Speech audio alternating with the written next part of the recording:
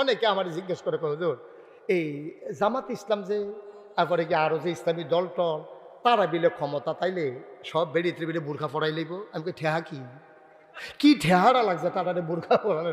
আমরা কি কাপড়ের দোকান দিছি যে সব এই ইসলামী হুজুর যারা তারা কাপড় কাটতে কাটতে আপনার বোরখা বানাই দেবো ঠেহা নাই দেবো?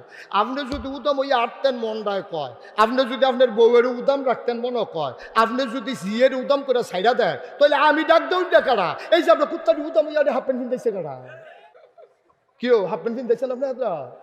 ফেরিওয়ালা আসছে এলাকায়, হাতে ফিতা বেছে, নেইল ফালিশ বেছে, সুনু বেছে, ক্রিম বেছে, নাকের দুল, কানের ফুল বেছে, গলার মালা, হাতের মালা বেছে, তার এ ভিতরে কিয়া সাইডগুলতে বেরিয়েতে গাড়াও দিয়া লেছে, তে ভিতরে আসে না নাই বুঝাই যায় না।